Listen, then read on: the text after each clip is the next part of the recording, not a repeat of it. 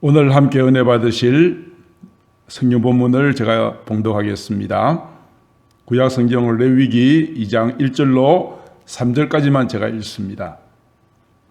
누구든지 소재의 예물을 여호와께 드리려거든 고운 가루로 예물을 삼아 그 위에 기름을 붓고 또 그 위에 유향을 놓아 아론의 자손 제사장들에게로 가져갈 것이요 제사장은 그 고운 가루 한 움큼과 기름과 그 모든 유향을 가져다가 기념물로 제단 위에서 불사를 지니 이는 화제라 여호와께 향기로운 냄새니라.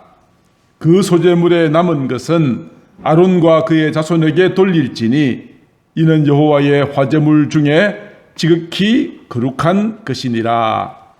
아멘.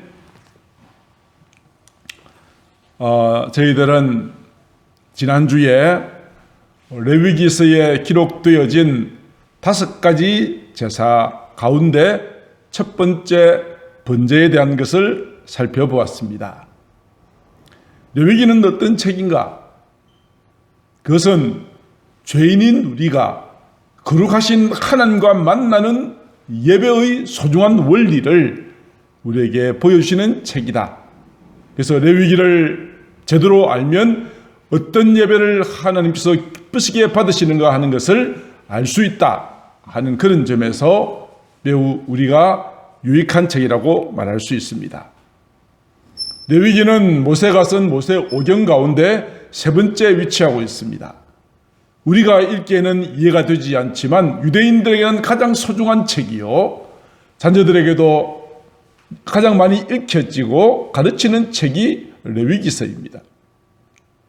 모세오경 가운데 출애굽기 즉 모세가 이스라엘 민족을 애굽에서 해방시켜 가나안 땅으로 가던 도중에 시내산이라고 하는 곳에 도착하여 하나님께로부터 40일 동안 산 위에서 여러 가지 계명을 받고 그 가운데 성막을 짓게 하라는 말씀을 듣지요. 그리고 바로 성막을 건립과 함께 출애굽기는 마치고 그 뒤에 나오는 책이 레위기서입니다. 그래서 레위기서는 성막에서 어떻게 제사를 드려야 될 것인지에 대하여서 우리에게 보여주고 있는 책이죠.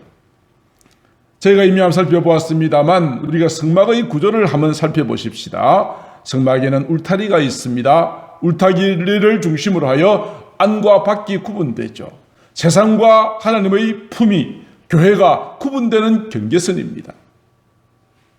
양이 목자의 우리 안에 있을 때 보호받는 것처럼 우리가 그리스도의 몸된 교회 안에 하나님의 품에 있을 때 하나님의 도우심을 받을 수 있는 바로 그 경계선이 울타리입니다.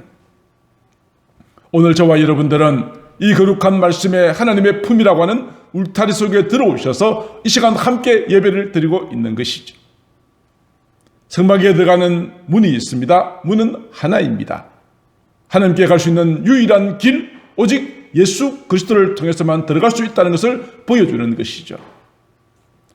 성막의 문을 열고 들어서면 가장 먼저 만나는 곳이 번제단입니다. 여기에서 모든 제물을 불로 태워서 드리는 장소가 번제단이고 조금 더 앞으로 진행하면은 성소에 들어가기 전에 손을 씻는 물두멍이라는 곳이 있습니다. 물두멍을 지나면 성소 입구로 들어가게 되는데 성소의 입구에 딱 들어가면 오른쪽에 북쪽을 향하여서 12개의 떡을 진열한 떡상이 있고 그 맞은편에는 금으로 만든 등대가 있습니다. 계속적으로 기름이 공급되고 항상 불이 켜져 있어야 합니다. 그리고 정면 중앙에는 분향단이 있습니다. 그래서 향기로운 향을 24시간 끄트리지 않고 피우는 것입니다. 분향단 뒤쪽은 지성소로 들어가는 입구입니다. 휘장으로 되어 있습니다. 그래서 이 휘장문을 열고 들었으면 지성소 안에는 하나님의 언약궤가 들어있죠. 언약궤에 뚜껑이 있습니다. 두 천사가 날개를 펴고 마주보고 있는 이런 조각이 새겨져 있는데 이 뚜껑을 속죄소라고 합니다. 1년에 단 한 번 대제사장이 이스라엘 민족 전체의 죄를 회개하기 위해서 양의 피를 가져다가 이 속죄소에다가 뿌리면 하나님께서 그 피를 보시고 이스라엘 민족의 죄를 회개해 주시는 하나님을 만나는 바로 그 장소가 속죄소입니다. 뚜껑을 열고 그 밑에 보면은 그 안에 3가지가 들어 있습니다. 하나는 십계명을 새긴 2개의 돌판이 있고, 또 하나는 모세의 형이기도 했던 아론의 지팡이가 있고, 또 한 가지는 광야를 지나가는 날 동안 하나님께서 그들에게 먹을 것을 공급해 주셨던 만나를 담은 항아리가 그 속에 들어 있습니다. 자, 이 성소를 제가 잠깐 살펴보았고요. 이제 지난주에 살펴보았던 것처럼 이제 레위기서에 보면 5가지 제사가 나와 있습니다. 지난주에 번제를 살펴보았고요. 오늘은 2번째 시간으로서 소제에 대해서 말씀을 드리고자 합니다만, 우리 지난주에 했던 거 한번 복습을 해볼까요? 번제. 어떻게 번제를 드렸죠? 제물은 어떤 것들이었죠? 수송아지, 그리고 숫양, 숫염소, 그리고 비둘기 새끼. 이 4가지를 두고 그 가격은 차이가 있습니다만, 가난한 사람은 비둘기 새끼로, 그렇지 않은 사람은 자기의 형편을 따라서 제물을 선택할 수 있도록 하였습니다. 제물의 종류는 다양할지라도 한 가지 공통점이 있습니다. 흠이 없는 제물이어야 합니다. 흠이 없는 제물을 예배자가 이제 제사 드리기 위해서 성막으로 데려왔습니다. 그러면 가장 먼저 하는 것은 예배자가 제물의 머리 위에, 짐승의 머리에 안수합니다. 안수한다는 것은 무엇이냐? 나의 죄를 이 동물에게 넘긴다는 것이죠. 전가시킨다는 의미가 있고, 또 한 가지는 이 짐승이 나의 죄 때문에 대신 죽음으로써 나의 죄가 용서함을 받는다는, 이 짐승의 죽음이 곧 나의 죽음이라는 것과 동일하게 하는 그런 의미가, 안수하는 의미가 되겠습니다. 안수를 하고 나면 흠이 없는 제물이었지만 이제 그 제물은 나의 죄를 짊어지고 죄의 삭슨 사망이라 죽어야 하는 상태가 되었는데, 예배자가 바로 그 수송아지를 잡습니다. 칼로 찔러서. 이 수송아지가 죽어져가는 그 모습을 보면서 이제는 자기의 죄가 얼마나 무서운 것인지를 깨닫게 되죠. 그러면 제사장들은 그 수송아지의 그리고 제물의 그 피를 받아다가 제단 사방에다가, 번제단의 사방에다가 다 뿌립니다. 그리고 예배자는 그 짐승을 죽이고 난 다음에 가죽을 벗기고 각을 뜹니다. 이 말은 나의 옛 습관들, 나의 모든 죄의 옷을, 더러운 옷을 다 벗는다는 의미요. 나는 철저히 주님과 함께 죽었다는 그런 의미가 가죽을 벗기고 각을 뜨는 행위라고 볼 수 있습니다. 자, 이제 모든 이 짐승이 죽고 가죽을 벗기고 나면 제사장은 그 제물 전체를 다 하나님 앞에 온전하게 태워드립니다. 그러면 하나님께서 그 제물이 타는 냄새를 향기로운 냄새로 받으신다라고 말씀하셨습니다. 제물 전체를 태우는 번제, 이것이 우리에게 주는 교훈은 우리가 예배드릴 때, 믿음 생활할 때 온전하게 헌신되어져야 한다는 것을 의미하는 것입니다. 그래서 사도 바울은 로마서에서 이렇게 말했죠. 형제들아, 내가 하나님의 모든 자비하심으로 너희를 권하노니 너희 몸을 하나님이 기뻐하시는 거룩한 산제물로, 이 제물은 바로 번제의 제물입니다. 내가 살든지 죽든지 오직 주님만을 위해서 온전하게 주님 앞에 헌신하는 삶을 살겠다는 그런 마음으로 예배를 드려야 한다는 것이 번제가 우리에게 가르쳐주는 예배의 원리인 것입니다. 자, 오늘은 이제 2번째 시간으로서 소제에 대해서 말씀을 드립니다. 소제가 도대체 무엇일까? 그런데 성경에 보면 소제라고 되어 있는데, 이것의 본래의 의미는 선물, 아니면 힘이 센 나라에다가 우리를 지켜달라고 하는 뜻으로 주는 곡물 혹은 제물이라는 뜻을 가지고 있습니다. 그런데 이 소제라고 하는 것을 한자로 뜻을 풀이하면 소자는 흰 소자, 희라는 뜻이고 제는 제사입니다. 흰 제사, 이 뜻이 소제의 한자의 의미입니다. 선물이라는 것과 흰 제사가 도대체 무슨 연관이 있을까요? 우리가 소제라고 한자로 번역을 해놓았습니다만 현대어 번역에 보면 그래서 소제, 흰 제사라고 했구나 하는 것을 알 수 있습니다. 레위기서 2장 1절을 현대어 성경으로 보면 이렇게 되어 있습니다. 누구든지 곡식으로 나 여호와께 소제를 드리려거든 고운 밀가루로 바쳐라. 고운 밀가루가 무슨 색깔이죠? 흰색이잖아요. 아, 그렇구나. 이 고운 밀가루 흰색의 제물로 드린다는 의미에서 소제라는 그런 번역이 되어 있습니다. 그래서 오늘은 곡식으로 드리는 제사에 대해서 말씀을 드릴 텐데, 이 소제의 제사는 또한 예수 그리스도를 상징합니다. 예수님의 성품, 온유하신 성품, 예수님의 생애가 바로 소제와 똑같다는 것을 오늘 이 소제를 통해서 알 수 있습니다. 자, 그렇다면 이제 소제에 대해서 한번 자세히 살펴볼까요? 오늘 본문에 보면은 소제를 드릴 때에 어떻게 드릴 것인가? 1절에 이렇게 되어 있죠. 소제의 예물을 드리려면은 고운 가루, 흰 밀가루로 드리라, 가루로 드리라 이렇게 말하고 있습니다. 이렇게 되어 있지만 이 장 전체를 다 본다면 여러 가지 방법이 있습니다. 그냥 가루를 그대로 드리는 방법이 있고요. 또 한 가지는 이 가루를 가지고 요리를 해서 드리는 방법이 있어요. 이 가루를 가지고 화덕에 구워서 과자처럼 만들어서 드리는 방법이 있고요.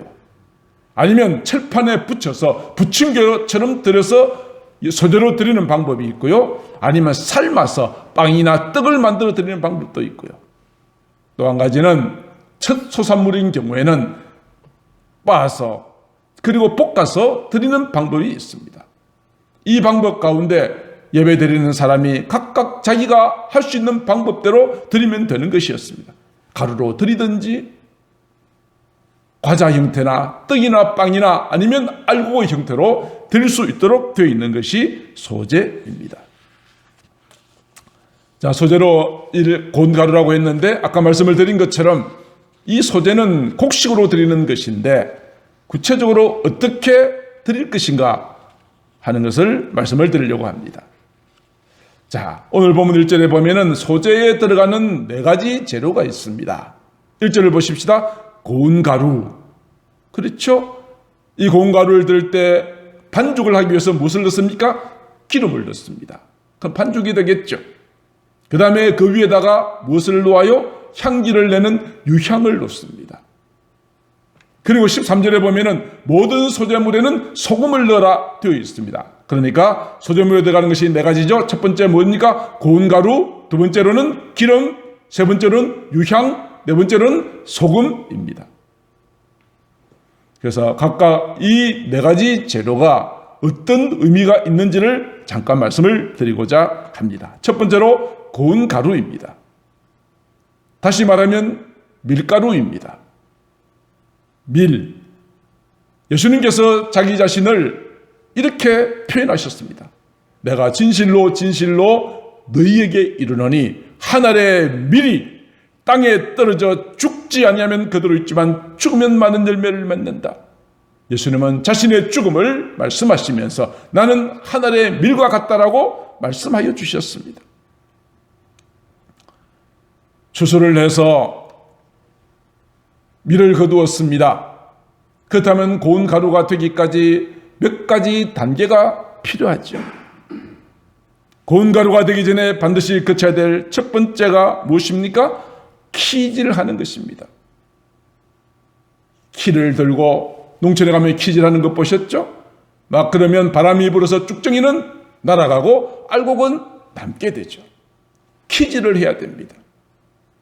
두 번째는 키질을 해서 알곡이 남았습니다. 그렇다면 쭉정이는 불태우기 위해서 준비되지만 알곡은 곡간에 들어가죠. 그러나 이것을 소재로 드리기 위해서는 그 다음에 해야 될 것이 무엇입니까? 맷돌질하는 것입니다. 곡식을 맷돌에 넣고 돌리면 껍질이 벗겨지고 고운 가루가 되어집니다. 자, 소재물 들 때 첫 번째가 뭐라고요? 고운 가루라고 했습니다. 고운 가루 밀가루에 만져보면 촉감이 특징이 무엇입니까? 부드러움입니다. 부드럽습니다. 이것은 예수님의 온유하신 성품을 나타냅니다.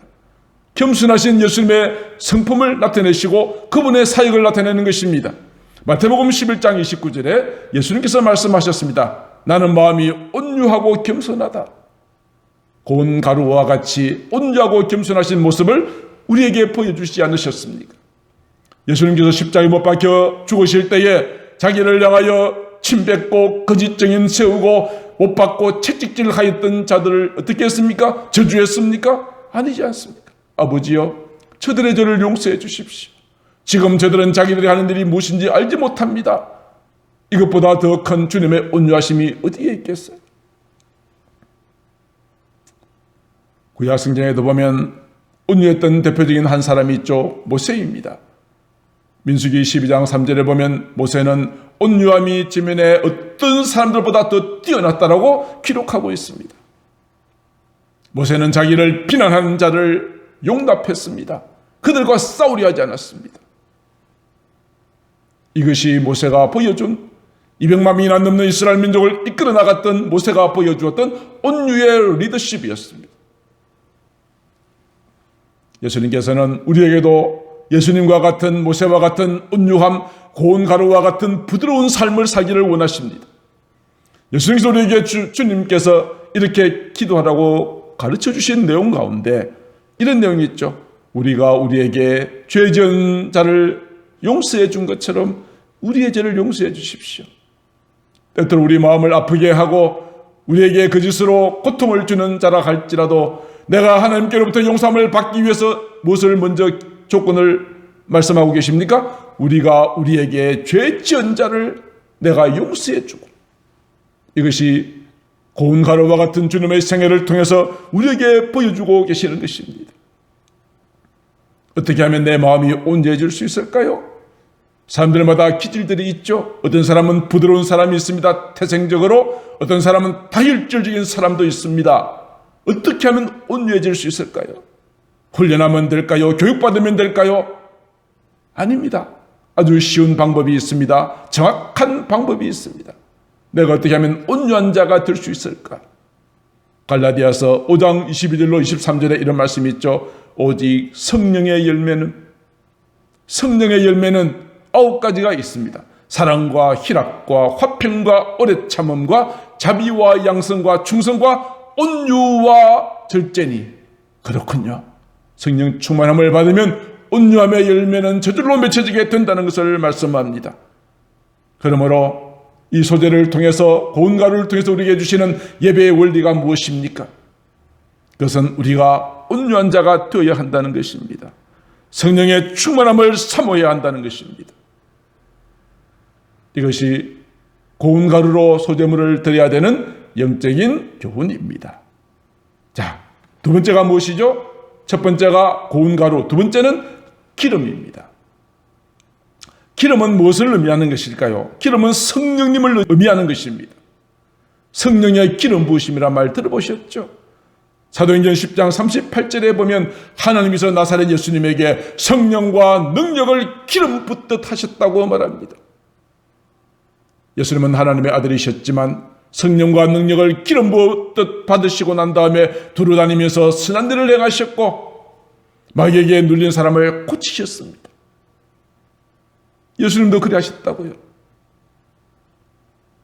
예배드리는 자가 성령의 충만함을 사모해야 한다는 것을 보여주고 있는 것이죠. 사도행전 2장 33절에도 하나님께서 예수님을 오른손으로 높이 드시고 약속하신 성령을 부어주셨다고 말씀하십니다. 오늘 우리 믿는 사람들에게도 성령의 충만함을 사모하면 하늘로부터 성령을 기름부터 부어주십니다. 성령의 능력과 성령의 은사와 성령의 열매를 맺게 되는 것입니다. 그래서 기름을 부으라고 말씀하신 것입니다. 우리가 성령 충만함을 받게 되어지면 어떤 일이 일어납니까? 요한일서 2장 27절에 주께로부터 받은 기름 부음, 성령의 기름 부으심이 있게 된다면 성령께서 우리에게 모든 것을 가르치시고 참되고 거짓이 없게 될 것이라고 말씀하십니다. 성령의 감동으로 기록되어진 하나님의 말씀이 내 속에 성령으로 기름 부으심을 받으면 이 말씀이 내게 확신이 되어지고 이 말씀이 나에게 능력이 되고 이 말씀이 나에게 치료의 광선이 되어진다고 말씀하신 것입니다. 성령의 충만함을 받으면 우리는 주님이 하셨던 일을 할 수 있을 뿐 아니라 이보다 더 큰 일도 할 수 있게 됩니다. 예수님의 제자들이 그러하였지 않습니까? 성령의 충만함을 받고 난 다음에 저는 더 놀랍고 위대한 일을 감당할 수 있었습니다.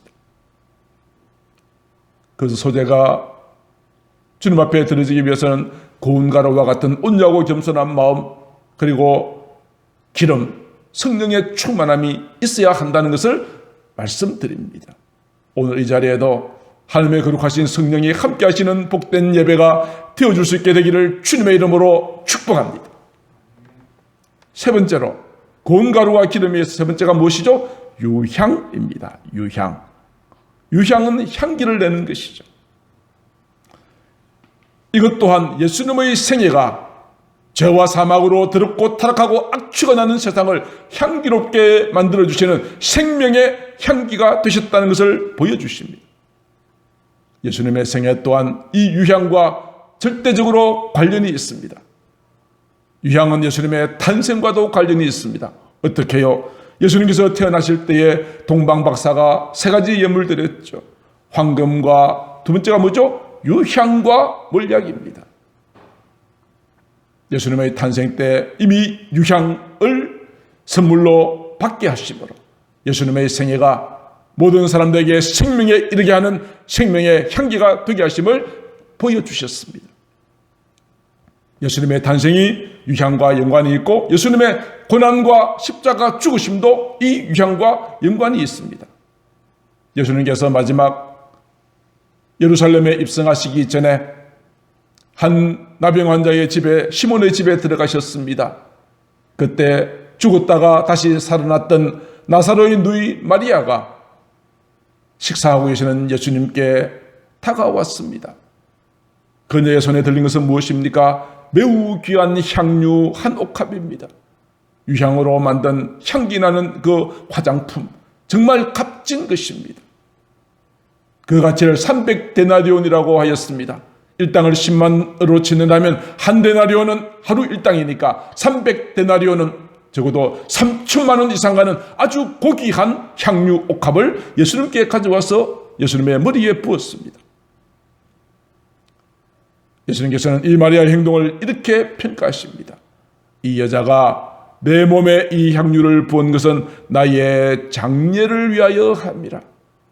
십자가의 죽으심과 고난을 이 마리아가 향유를 드리는 것으로 그렇게 설명하셨습니다. 그렇습니다. 예수님의 탄생 때 동방박사가 가져왔던 향유, 그 유향, 그리고 예수님의 십자가 죽으심 직전에 마리아가 머리에 부었던 이 향유, 이것은 두 번째는 예수님의 십자가 죽으심을 의미하는 것이고, 탄생과 죽으심뿐 아니라 예수님의 부활도 이와 연관이 있습니다. 예수님께서 십자가에 못 박혀 죽으시고 아리마대의 사람 요셉의 무덤에 들어가고 난 다음에 안식일이 지난 그 첫날 새벽에 몇 여인들이 찾아왔습니다. 그녀 손에 무엇이 들었습니까? 향품을 들었습니다. 향기나는 시체 썩는 냄새 대신에 그것을 덮을 수 있는 향유를 준비해 가지고 왔습니다. 왔더니 무슨 일이 있었죠? 돌이 무덤에서 굴러 옮겨진 것을 보았습니다. 향유를 가져왔던 이 여인들은 부활하신 주님을 만났습니다. 부활하신 주님을 만났습니다. 그러므로 예수님의 생애는 탄생할 때나 십자가 죽으실 때나 부활하실 때 유향, 향유, 이것이 함께 따라다녔다는 것은 예수님의 모든 삶이, 생애가, 사역이 모든 사람들에게 생명을 주는 놀라운 은혜였다는 것을 보여주고 있습니다. 예수님의 생애가 이러하였기에 오늘 함께 예배드리고 주님을 믿는 성도들도 주님처럼 향기나는 삶을 살아야 한다는 것입니다. 사도 바울은 이렇게 말합니다. 고린도후서 2장 15절에 우리는 구원받는 자들에게나 망하는 자들에게나 하나님 앞에서 그리스도의 향기라고 이야기합니다. 우리는 가는 곳마다 악취를 풍기는 자가 되어서는 안 됩니다. 우리가 가는 곳마다 아름다운 사랑의 향기를 나타내는 자가 되어져야 하고, 그런 향기나는 삶으로 주 앞에 나와 예배드려야 될 것을 소재를 통해서 보여주고 계시는 것입니다. 향기나는 삶을 어떻게 다르게 표현할 수 있을까요? 마태복음 5장 16절, 너희 빛이 사람 앞에 비치게 하여 그들로 너희 착한 행실을 보고 하늘에 계신 너희 아버지께 영광을 돌리게 하랍니다. 향기나는 삶은 착한 행실입니다. 착한 행실. 자녀가 바른 길 갈 때에 부모가 영광을 받죠. 하나님을 믿는 우리가 정말 이런 아름다운 향기나는 삶, 착한 행실로 하나님과 사람들 앞에서 인정받는 자가 되어져야 될 것을 말씀하고 계십니다. 그리고 요한계시록에도 이 향기에 대해서 말씀합니다. 요한계시록 5장 8절에 이렇게 말합니다. 사도 요한이 한 환상을 보았습니다. 네 생물과 24명의 장로들이 어린 양 앞에 서서 들고 있는 것이 있습니다. 금문고를 들고 있고요. 이것은 찬양하기 위한 것이죠. 금대접을 가지고 있습니다. 그 금대접에 무엇이 담겨져 있습니까? 향이 가득하였다. 지금 어린 양 앞에 엎드려 있는 거예요. 그 향은 무엇이라고요? 성도들의 기도들이라. 천사들이 우리의 기도를 금대접에 담아다가 이것을 향기롭게 어린 양 앞에 갖다 바치는 장면이 나오고 있습니다. 그러므로 유향을 함께 올리라는 것은 무슨 의미입니까? 우리 믿는 자들이 예배드릴 때 간절한 기도가 반드시 있어야 한다는 것을 보여주고 있는 것입니다. 자, 소점에 들어갈 네 번째가 무엇입니까? 고운 가루, 기름, 유향에 이어서 네 번째는 소금입니다. 소금은 변하지 않는 특징을 가지고 있죠. 다른 것을 오래 두면 변합니다만 소금은 오래 두어도 변하지 않습니다. 하나님의 모든 약속은 민수기서에 기록하기를 소금과 같은 언약이라고 말합니다. 민수기서 18장 19절. 영원한 소금 언약이라. 영원한 소금 언약. 영원히 변하지 않는 언약이라는 것이죠. 역대하 13장 5절도 말합니다. 소금 언약으로 하나님께서 이스라엘 민족을 다윗과 자손에게 영원히 주시겠다고 말씀하십니다. 하나님의 말씀은 천한 없어질지라도 1.1획도 남김없이 반드시 이루어지는 것입니다. 그 약속은 변함이 없습니다. 세상은 변하고 우리가 변하지 하나님의 약속의 말씀은 결코 변하지 않습니다. 영원한 소금 언약이라고 말씀하여 주고 있습니다. 그러므로 우리가 주 앞에 나올 때 말씀을 들을 때마다 2000년 전에 기록되어진 이 말씀이 지금도 동일하게 역사하시는 하나님의 귀한 음성으로 믿고 예배드리라는 의미가 되겠습니다. 그리고 소금의 용도가 무엇입니까? 맛을 내는 것입니다. 마태복음 5장 13절은 말합니다. 너희는 세상의 소금이다. 소금이 맛을 잃어버리면 무엇으로 짜게 하겠는가? 소금이 맛을 잃어버린다면 밖에 쓸데가 없어져서 버려서 밟힐 뿐이다라고 말씀하고 있습니다. 소금이 맛을 내려고 하면 어떻게 해야 됩니까? 소금이 반드시 녹아져야 되죠. 녹아져야 합니다. 물속에 소금이 들어가면 녹아져서 소금은 보이지 않습니다. 그렇지만 물속에 녹은 소금은 맛을 냅니다. 썩지 않게 만들어주는 것입니다. 교회 일도 매한가지입니다. 내가 어떤 일을 하고 나서 내가 했다 하고 자신을 드러내면 안 됩니다. 이름 없이 빚 없이. 사람들로부터 칭찬받을 것을 생각하지 않고 오직 은밀한 가운데 우리를 지켜보시는 하나님 앞에 인정받는 자, 소금과 같은 삶입니다. 그런 사람이 많으면 그 교회는 맛깔나는 그런 공동체가 될 수 있을 것입니다. 그래서 소금은 반드시 죽어야 녹아져야 맛을 낼 수 있기에 사도 바울도 이렇게 고백하였죠. 형제들아, 내가 그리스도 예수 우리 주 안에서 가진 바 너희에 대한 나의 자랑이 있다. 나는 날마다 죽노라. 날마다 소금처럼 녹아지고 날마다 내 자신을 철저하게 복종시키고 섬기는 삶을 살아갔다는 것을 사도 바울이 고백한 것입니다. 자, 우리도 이와 같이 소금 같은 삶을 사는데 어떻게 소금 같은 삶을 살 수 있을까? 구체적인 방법으로 마가복음 9장 50절에 말합니다. 소금은 좋은 것이다. 그런데 맛을 잃으면 무엇으로 짜게 하겠는가? 너희 속에 소금을 두고 서로 화목하라 하십니다. 화목하려면 소금이 녹아져야 되죠. 맛을 내는 자가 되어야 되죠. 꼭 필요한 자가 되어야 되죠. 그러므로 소금을 넣으라는 것은 우리가 어디에 가든지 화목케 하는 자가 되라. 다투게 만들고 파당을 짓게 만들고 분열하게 만드는 것은 소금 같은 역할을 하지 못하는 것이요. 그것은 하나님께서 기뻐 받으시는 예배가 되지 못한다 하는 것을 말씀하고 있습니다. 서로 화목하는 것, 이것이 소금의 역할입니다. 또 한 가지가 무엇입니까? 골로새서 4장 6절에 너희 말을 항상 은혜 가운데서, 우리의 말입니다. 소금이 맛을 냄과 같이 은혜스럽게 말하라는 것입니다. 어떤 사람은 말만 하면 상대편의 속을 뒤집어 놓습니다. 꼭 다툼을 일으키게 만듭니다. 그런 자가 되지 말라는 것입니다. 그럼 우리는 늘 화목을 도모하고 우리가 말할 때 사람을 살리는 말, 생명의 말, 축복의 말, 믿음의 말 하는 자가 되어라. 이것이 네 번째로 소재에 들어가는 소금의 역할입니다.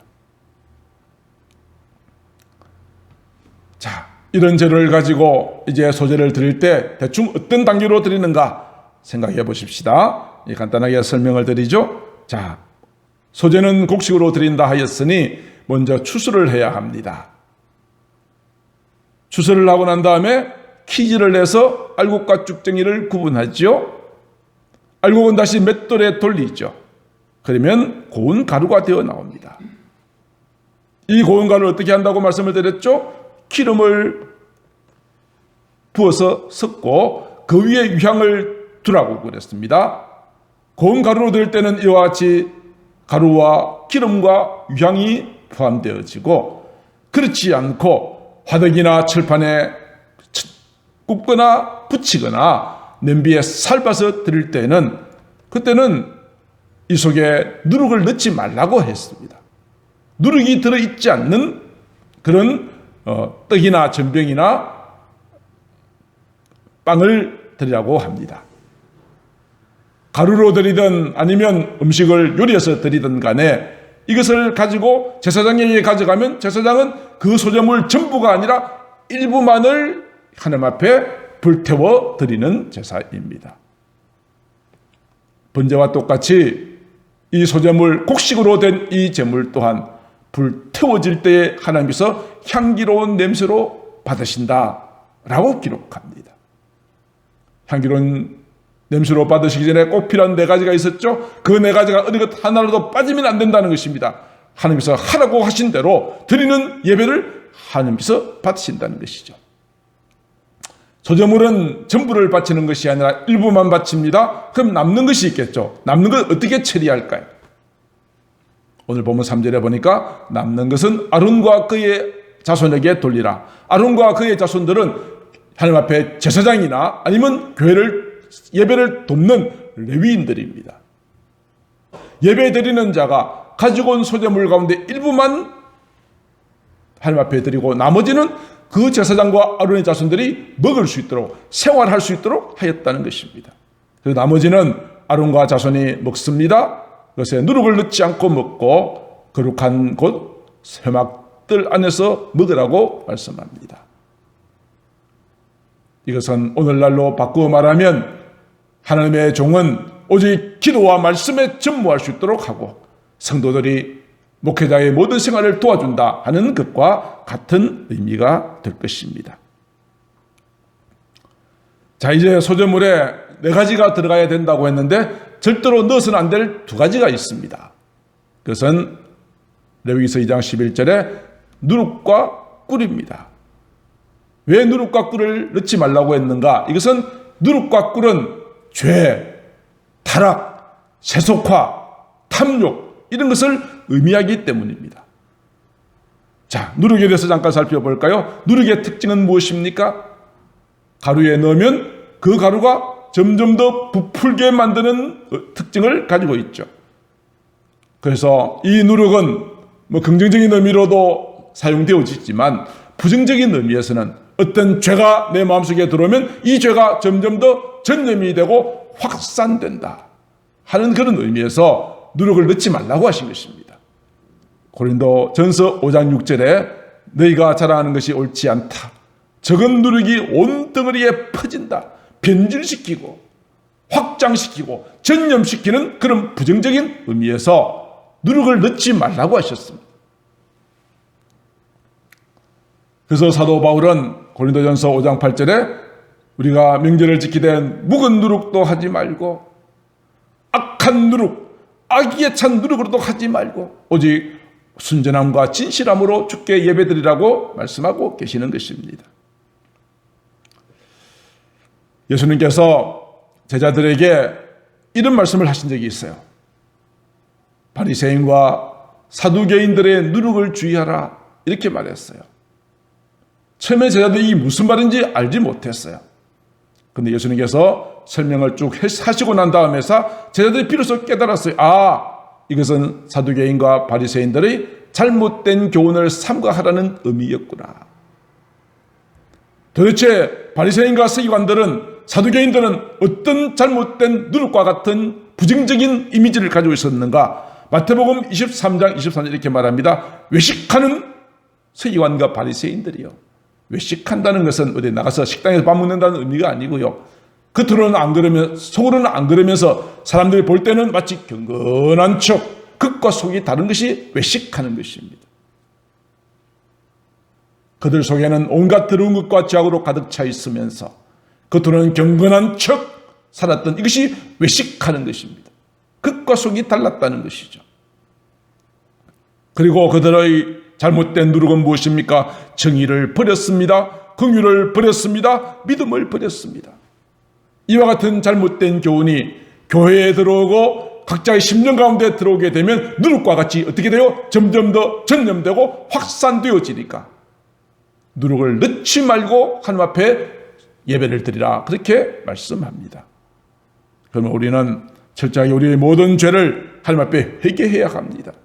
잘못된 모든 교훈에서 빠져나와야 합니다. 오직 하나님의 거룩한 말씀 앞에 누룩이 없는 순전함과 깨끗함과 진실함으로 주 앞에 예배 드려야 할 것을 말씀하시는 것이죠. 소재물에 넣지 말아야 될 두 번째가 무엇입니까? 꿀입니다. 꿀의 특징은 무엇이죠? 누룩은 부풀게 하는 성격, 변질케 하는 특징을 가지고 있다면 꿀은 처음에는 달지만 많이 먹으면 속에서 쓰립니다. 꿀은 세상의 쾌락을 의미합니다. 세속화를 의미합니다.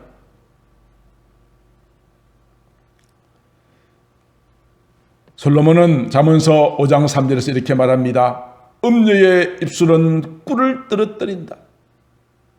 세상은 온갖 감언 이슬로 마치 꿀처럼 우리를 유혹한다는 것입니다.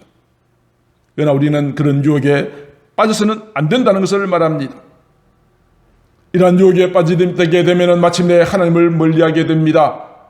내 마음대로 방종하고 타락하며 살다가 마침내 영원한 하나님의 징벌을 받을 수밖에 없게 되어진다는 것이죠.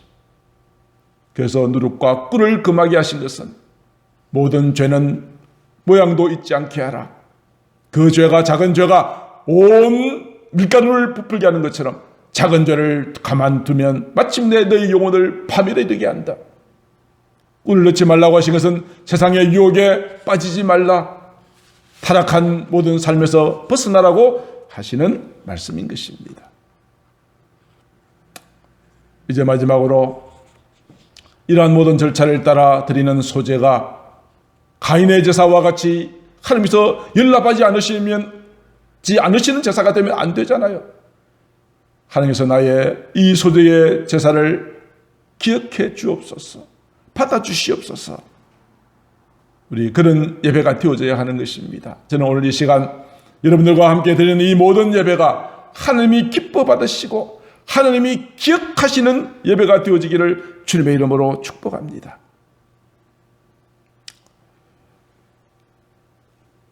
다윗은 이렇게 시편 20편에서 이야기합니다. 환난 날에 여호와께서 내게 응답하시고 야곱의 하나님의 이름이 너를 높이시고 성소에서 너를 도와주시고 시온에서 너를 붙드시고 내 모든 소재를 기억하시고, 하나님이 기억하시는 사람, 하나님이 기억하시는 예배가 있어요.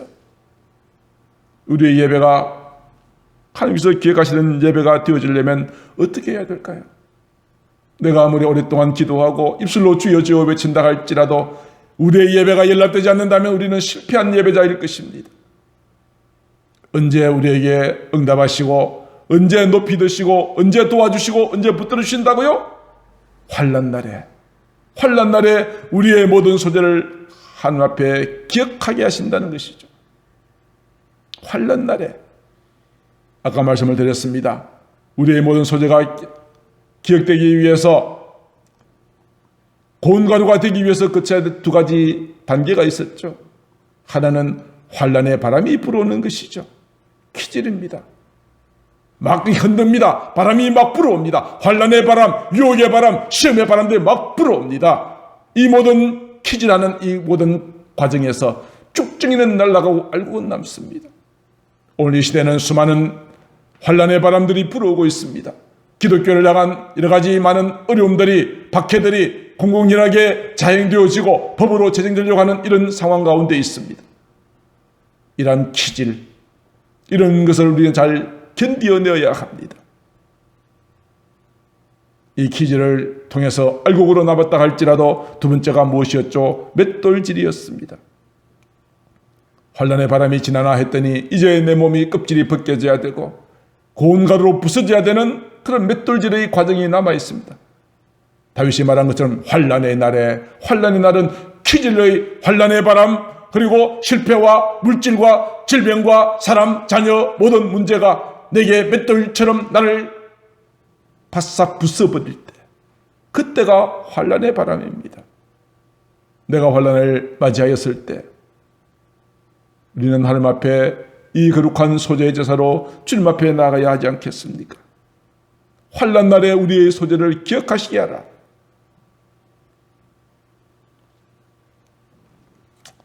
사랑하는 성도 여러분, 오늘 저희들은 레위기서에 나와 있는 5가지 제사 가운데 두 번째 소재를 살펴보았습니다. 소재, 고운 가루, 그것은 예수님의 삶이요 사역이었습니다. 고운 가루의 온유함, 부드러움, 주님의 성품이셨습니다. 우리도 모든 사람들에 대하여서 사랑의 마음으로 품어주는 자가 되기를 바랍니다. 우리에게 죄 지은 사람도 용서할 수 있게 되기를 바랍니다. 그리고 그 고운 가루에 기름을 부었습니다. 오늘 우리도 주여 오늘 내 가슴 속에 성령으로 기름 부어 주시옵소서. 성령으로 충만하게 하시옵소서. 간절하게 사모해야 하는 것입니다. 그 위에 유향을 놓았습니다. 우리의 모든 착한 행실로 오직 하나님께만 영광 올려드리기를 원합니다. 우리 그런 삶을 살아야 되지 않겠습니까? 그리고 소금처럼 화목하게 만들고 은혜의 말을 함으로써 이 어렵고 힘든 이 세상, 죄악으로 썩어져가는 이 세상을 맛깔나게 만들고 썩지 않게 만들고 그들을 주님 앞으로 인도하여 가는 우리 모두가 되어지기를 주의 이름으로 축복합니다. 소금은 내가 죽어지고 녹아져야 비로소 맛을 내는 것입니다. 우리는 소금처럼 자신을 죽이고 녹아져서 오직 하나님께만 영광 올려드리는 귀하고 복된 삶으로 살아갈 수 있게 되기를, 그래서 오늘 우리의 예배가 하나님이 기뻐 받으시는 향기로운 냄새로 받으시는 복된 예배가 되어질 수 있기를 우리 주 예수님의 이름으로 축복합니다. 기도하겠습니다. 사랑하는 하나님 아버지, 오늘은 소재에 대하여서 함께 은혜를 나누었습니다. 환난 날에 하나님께서 나에게 응답하시고 우리의 모든 소재를 기억하실 수 있도록 주여 우리는 주님처럼 온유하고 겸손한 마음을 가지게 하시고 성령으로 기름 부어주시고 아름답고 착한 향기로운 삶의 유향을 놓게 하사 하나님께 영광을 올려드리는 자가 되어줄 수 있도록 인도하여 주시옵소서. 소금과 같이 변하지 않게 하시고 내가 녹아지고 죽어져서 맛을 내며 화목을 이루는 저희들이 되게 하여 주시옵소서. 사랑이 많으신 우리 구주 예수님의 이름으로 기도드리옵나이다. 아멘.